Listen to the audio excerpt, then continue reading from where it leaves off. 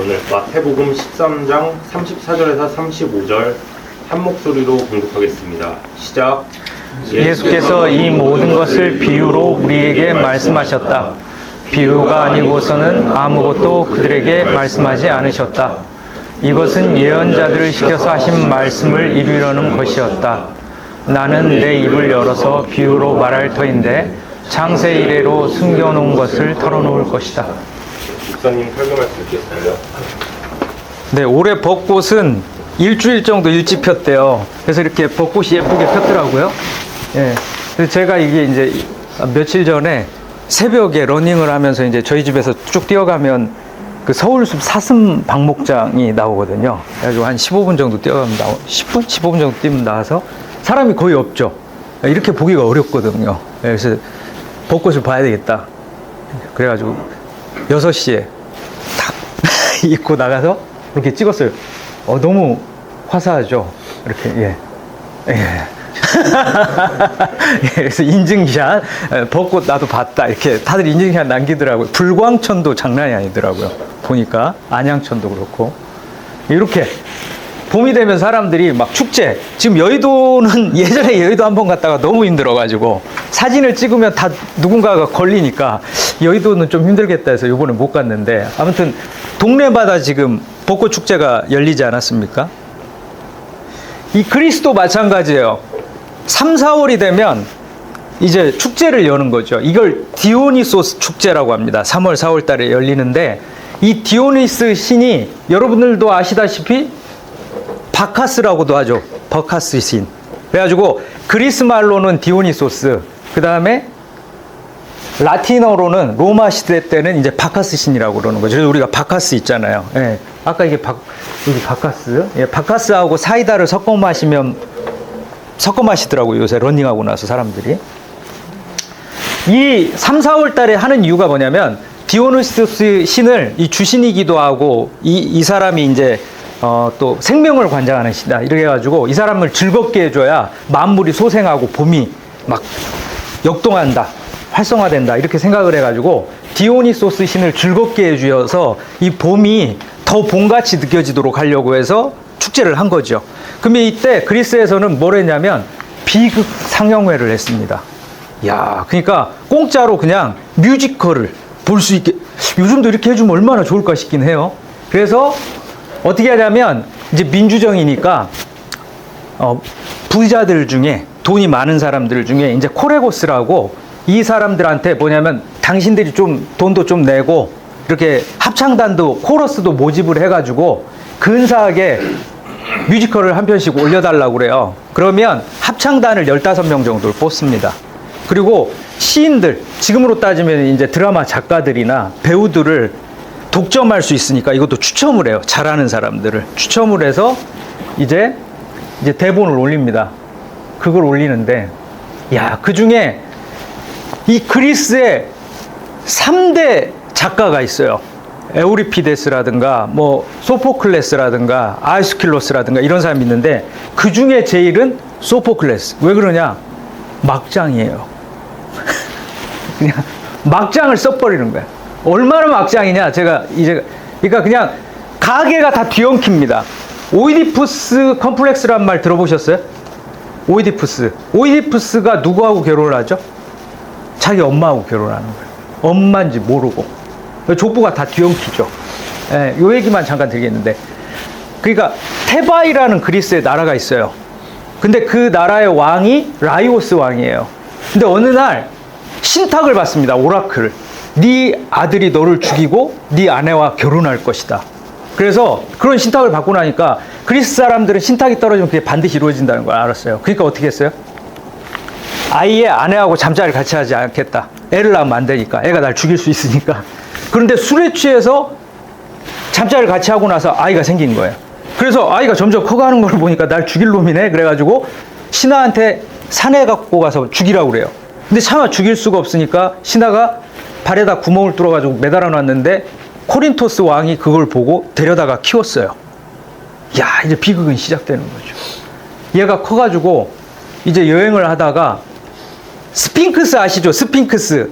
이 스핑크스 얘기가 나오는데 라이오스 왕이 이제 뭔가 좀 잘못한 게 있어요. 그러니까 그리스 신들이 스핑크스를 테바이라고 라이오스 왕이 다스리는 나라 앞에다 놓고 수수께끼를 냅니다. 어떤 수수께끼죠? 목소리는 같은데 아침에는 4발, 점심에는 2발, 저녁에는 3발로 다니는 게 뭐냐? 뭐죠? 인간입니다. 예. 그러니까 이거를 못 맞히면 테바이로 가는 사람들을 잡아먹는 거야. 예, 잡아먹는 거예요. 이게 스핑크스 얘기. 여러분들도 아시죠? 그래가지고 이 라이오스 왕이 이러니까 괴로워가지고 못 살겠는 거예요. 왜냐면 자기 나라 오는 사람들을 지금 호르무즈 해협처럼 그렇죠? 스핑크스가 지키고 있으니까 누가 지나다니지를 못하는 거예요. 그러니까 이걸 해결할 수 있는 신탁을 받으러 가야 되겠다 그래서 이렇게 신탁을 받으러 가는 길에 아들인지 모르고 아들하고 만났는데 시비가 붙어요. 그래가지고 이 사람이 무예가 뛰어나니까 오이디푸스가 다 때려 죽입니다. 자기 아버지까지. 아버지인지 모르고. 무례하게 굴긴 했어요.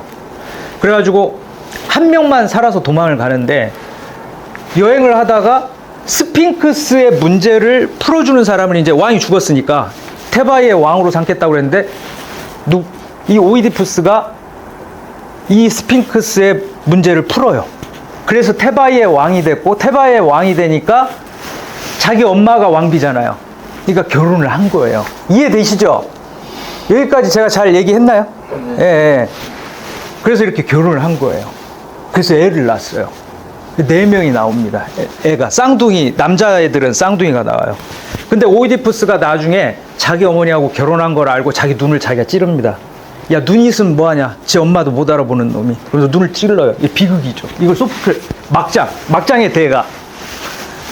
눈을 찔러요. 그리고 왕의 자리에서 내려오고 나서 또 다른 막장이 시작됩니다.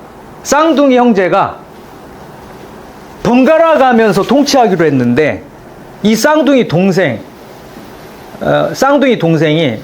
아테오클레스인가? 그 쌍둥이 동생이 자기가 왕위에 올랐을 때 폴리네이케스라는 자기 형을 내쫓습니다. 그러니까 가만히 못 있죠. 이웃나라로 가가지고 이웃나라에서 이제 사위가 돼요. 왕의 사위가. 제주도 좋죠. 그래서 그 왕의 사위가 돼가지고 그 나라의 군사들을 끌고 7장군이 와서 테바이의 7성문을 공격을 합니다. 그러다가 형하고 동생하고 동시에 칼을 찔러서 죽는 거예요. 와, 비극이죠. 죽어요. 문제는 여기서부터 이제 시작됩니다. 요건데 폴리네이케스가 이렇게 죽었죠.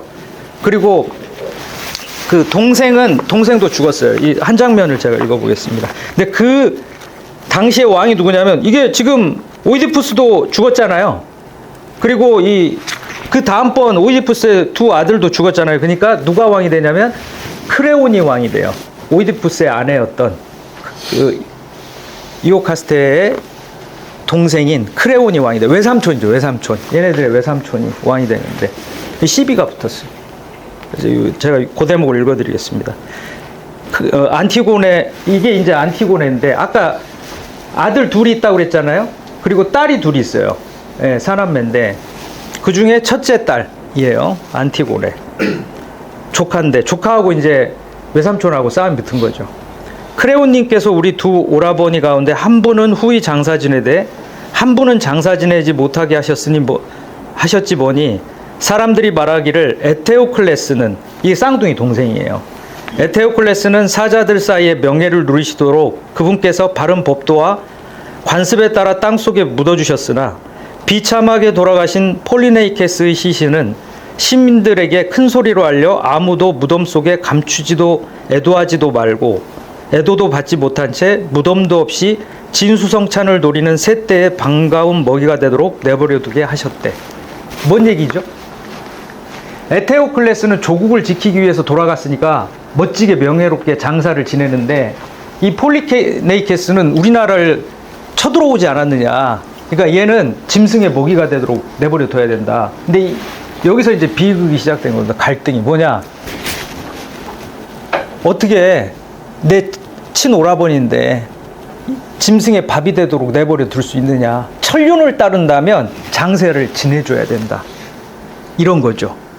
근데 그리스의 법을 따르면 이걸 장사를 지내면 누구든지 돌로 쳐 죽이겠다고 크레온 왕이 얘기했거든요. 그리고 둘의 갈등이 시작됩니다. 야, 이 갈등이 여러분이라면 어떻게 하시겠어요?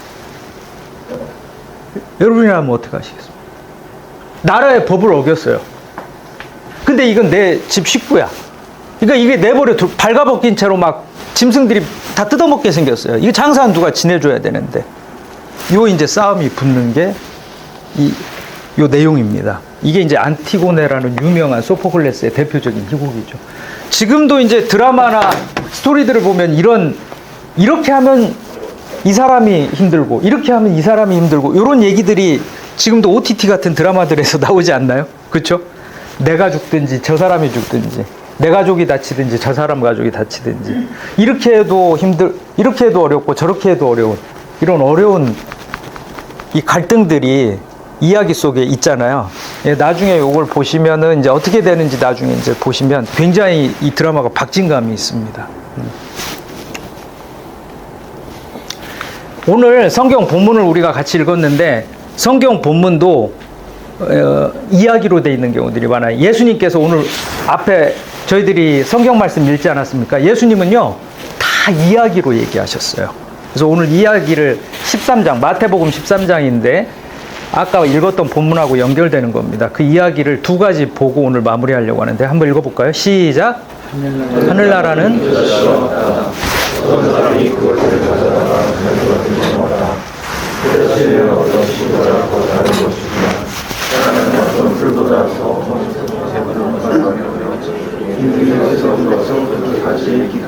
네, 이게 겨자씨예요. 이게 손이니까 얼마나 작은지 보이시죠? 네. 근데 이게 나무라고 생각하긴 하는데, 실제로 이제 이스라엘 성지순례 간 사람들에 의하면 노란 꽃이 맺긴 이게 겨자 꽃이 있어요. 겨자 풀이에요, 사실. 그래서 3m 정도 자란다고 합니다. 근데 이렇게 노란 꽃이 들판에 쫙 펼쳐져 있는 거죠. 그러니까 예수님께서 뭐라고 얘기하시냐면, 하나님 나라, 이게 하늘나라라고 돼 있는데, 이게 왜 하늘나라라고 돼 있냐면, 마태복음은 이스라엘 사람들한테 복음을 전하려고 쓴 거예요. 근데 이스라엘 사람들은 하나님이라는 이름을 입에다 올리면 안 돼서 애둘러서 하나님을 하늘로 표현했어요. 그래서 하늘나라라고 한 거예요. 그래서 하늘나라가 뭐와 같아요? 겨자씨와 같대요. 너무 작아서 별 보잘것 없어 보이는 거예요. 근데 그게 어떻게 되냐면, 들판에 노란 꽃이 들판을 가득 채우듯이 그게 퍼져나간다는 거예요. 그러면서 나중에 새가 와서 깃든다. 공중에 새가 와서 깃든다. 그게 뭐냐면, 그 하나님 나라에 온갖 나라의 사람들이 와서 그 평화와 기쁨을 누린다. 이런 뜻입니다. 예. 그래서 이렇게 이야기로 말씀하셨어요. 그 다음에 하나 더 읽을까요? 시작. 하나님 나라 사람이 그것을 발견하면 제자리에 숨겨두고, 네. 고대 근동에서는 전쟁이 많이 일어나니까 전쟁 나면 어떻게 하겠어요? 이걸 재산을 들고 피난을 갈 수가 없잖아요. 일부러 제가 반지를 여기 끼고 왔는데, 이 금이 집에 많은 거예요. 그럼 어떻게 하냐면, 밭이든지 자기만 아는 데다가 땅을 파요. 그래서 묻어놔. 그래 놓고 피난 갔다가 전쟁 끝나면 돌아와서 자기만 알고 있으니까 그걸 파서 그걸 안전하게 보관하는 거였어요. 근데 피난 갔던 사람이 다 돌아오나요? 아니죠. 그러니까 죽은 거예요. 피난 갔다가 못 돌아온 거예요. 근데 어느 날 소장농이 밭을 갈다 보니까 밭에 뭐가 걸려. 그래서 봤더니 뭐예요? 피난 가는 사람이 묻어놓은 금덩어리가 있는 거예요. 금덩어리를 살 수는 없죠. 너무너무 비싸니까. 근데 그 밭을 사면 그 밭에 금덩어리가 있으니까 금덩어리까지 맺게 되는 거예요. 자, 여기서 밭은 뭘 상징할까요? 이 세상을 상징합니다. 하나님 나라 그거 자체를 우리가 사거나 추구할 수가 없고, 이 세상살이를 사람답게 신앙을 가지고 해 나가다 보면 하나님 나라까지 우리의 삶 가운데 주어진다, 이 얘기입니다. 그래서 이런 스토리들로 예수님께서 얘기를 해주셨어요. 자, 그러면 마무리를 하려고 하는데, 왜 이런 스토리들에 대한 이야기를 했느냐? 이분이 이제 조은일 교수예요. 네, 조은일 교수인데 보스턴 유니버시티에서 그 목회학 과목을 가르치는 교수입니다. 근데 이 인연이 있어요. 제가 전도사 시절에 유학 준비를 하고 있었는데 한 1년 사역한 교회예요. 교회가 조그매요. 한 5, 60명 정도 되는 교회인데, 그래서 주일학교도 없었어요. 청소년부 이런 게 없었어요. 그래서 대학생 누나들하고 성경 공부를 같이 했는데 이 친구는 집에 안 가고 대학생 누나들 성경 공부할 때 같이 껴서 공부를 하는데 나한테 성경에 관해서 질문을 하는 거예요. 그래서 내가 가만히 듣고 있다가 야, 너는 꼭 신학자 같으다. 제가 그랬거든요. 그랬는데 중2 때 미국으로 조기 유학을 갔어요. 그리고 미시간 대학교에서 문화인류학을 공부하고 그 다음에 그 석박사인데 에모리에서 석박사를 했어요. 남부의 하버드라고 불리는. 그래서 석박사를 했는데 그리고 나서 보스턴에 이제 교수로 임용이 됐는데 이제 임용되기 전에 어느 날은 박사하고 있을 때 에모리 볼펜하고 폴로티를 들고 이제 여름방학 때 저를 찾아온 거예요. 그러더니 저는 새까맣게 입고 있었는데 이 얘기를 하는 거예요. 그때 목사님이 저한테 은희라 너 꼭 신학자 같으다 라고 얘기했다는 거예요. 여러분 놀랍지 않습니까? 그러니까 이 아이한테 그 스토리가 심겨진 거예요. 그러니까 그때까지 계속 그 스토리를 기억하고 있었던 거예요. 그래서 자기는 자기도 모르게 그래 나는 신학자가 돼야 되겠다라고 생각했다는 거예요.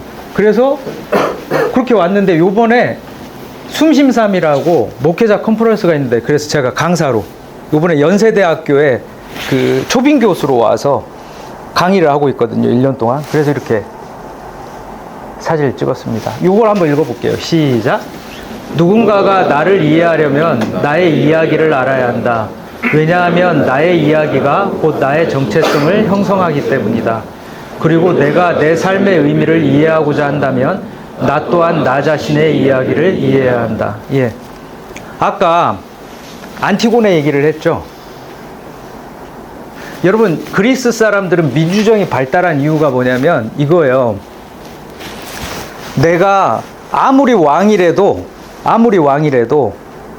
뭐가 있냐면 그리스에 전통적으로 면면이 내려오는 사람답게 살아가야 되는 법이 있어요. 왕은 크레온 왕이 생각하기에 폴리네이케스 이거 배신자인데 반역자인데 아무리 그렇게 생각하더라도 그리스 사람들은 죽은 사람 시체를 치우지 않고 장사 지내지 않는 거에 대해서 이건 금기시되어 있는 거예요. 아무리 왕이라도 그렇게 할 수 없다라는 거예요. 그게 안티고네입니다. 그래서 이런 비극들을 그리스 사람들이 들을 때 내가 그리스의 시민으로서 어떻게 살아가야 될지에 대해서 이 이야기를 통해서 알게 된다는 거예요. 우리나라 사람들도 옛날에 따로 교육이 없으니까 어떻게 했어요? 콩쥐팥쥐라든가 심청전이라든가 이런 걸 통해서 내가 어떤 효심을 갖고 살아야 되나, 내가 사람들한테 해코지 했을 때 나중에는 나도 그 해코지를 당하니까 인과응보라고 그러죠. 그게 이야기 속에 있어서 이게 교육적 효과를 갖게 한 거죠. 안티고네도 마찬가지입니다. 천륜을 따라야 된다. 하늘의 법을 따라야 된다. 이 얘기를 갖게 해준 거죠. 여러분 우리도 나를 형성해주는, 내 정체성을 형성해주는 이야기가 있습니다. 제가 이제 상담실에서 만나보면요, 사람들이 이런 얘기를 해요. 아이고 어떻게 오셨어요? 그러면 자기 얘기를 해요. 그럼 제가 10번 상담을 하면 10번 상담 기간 동안 비슷한 얘기를 하세요. 그러니까 자기 인생에 중요한 스토리가 2-3개 정도 있어요.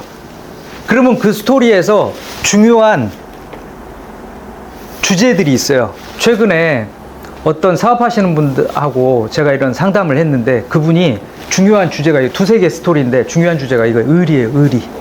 의리와 신뢰더라고요. 왜냐면 하도 사기를 많이 당하셔가지고 의리가 있어야 되고 신뢰가 있어야 된다, 이 얘기를 하는 거예요. 그 2-3가지가 반복되는 거예요.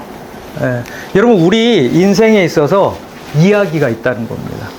나를 형성하는 이야기가 있어요. 그러면 여러분들한테 이 얘기 드리고 이제 마무리할게요. 여러분들도 여러분 인생에 중요한 이야기들이 있습니다. 그게 나를 형성해요. 내가 누구인지, 내가 어떤 방향으로 나아가야 될지. 여러분들 자녀들도 마찬가지입니다. 여러분들 자녀들에게 다른 것들을 전해주실 게 아니라 좋은 이야기를 간직하도록 하는 게 중요하다는 거죠. 그 아이들 인생에 좋은 스토리가 마음속에 간직되어 있을 때 내가 누구고 내가 앞으로 어떻게 살아가야 될지 그 이야기를 통해서 알게 된다는 겁니다. 그래서 여러분 스토리가 중요하죠. 오늘 이야기는 여러분들 부활절 아까 기도에서도 얘기했는데 여러분 성경에 나온 이 하나님 나라에 대한 이야기들 제가 두 가지 얘기했지 않습니까? 이게 남의 얘기가 아니라 이걸 내 이야기로 받아들이면 내 이야기와 성경 이야기가 이렇게 만납니다. 만나는데 그렇게 되면 여러분 오늘 십자가가 예수님의 이야기만인 게 아니라 그 이야기가 내 이야기가 되면 예수님의 십자가는 나를 위한 십자가가 되고 예수님이 부활하신 얘기는 나를 위한 부활이 돼요. 여러분 어떤 어려움이나 힘듦이 있더라도 예수님께서 십자가에서 죽으시고 부활하셨듯이 여러분들도 그 어려움과 힘듦 속에서도 그것을 이겨내고 새 소망을 가질 수 있다. 이게 내 스토리가 된다는 겁니다. 여러분 이런 성경의 스토리가 여러분의 스토리가 되시기를 주님의 이름으로 축원합니다. 네, 잠깐 기도할게요. 선하신 주님, 오늘 예수님께서 우리를 위해서 십자가에 못 박혀 죽으시고 부활하셨습니다. 주님, 우리에게 수많은 이야기들이 있습니다. 우리를 죽이는 이야기도 있고, 우리를 낭만케 하는 이야기도 있고, 우리를 소망을 갖게 하는 이야기도 있습니다. 주님, 오늘 우리를 낭만케 하고 우리를 실족하게 하는 그런 이야기들은 이제 버려두고 우리 삶 속에 우리가 소망을 갖고 생명을 갖고 나아가게 하는 그 이야기가 우리의 이야기가 되게 하여 주시옵소서. 예수님이 죽으시고 부활하신 그 이야기가 다른 사람의 이야기가 아니라 우리의 삶 속에서 생명으로 실현되는 이야기가 되게 하여 주시옵소서. 주 예수 그리스도의 이름으로 기도드리옵나이다. 아멘.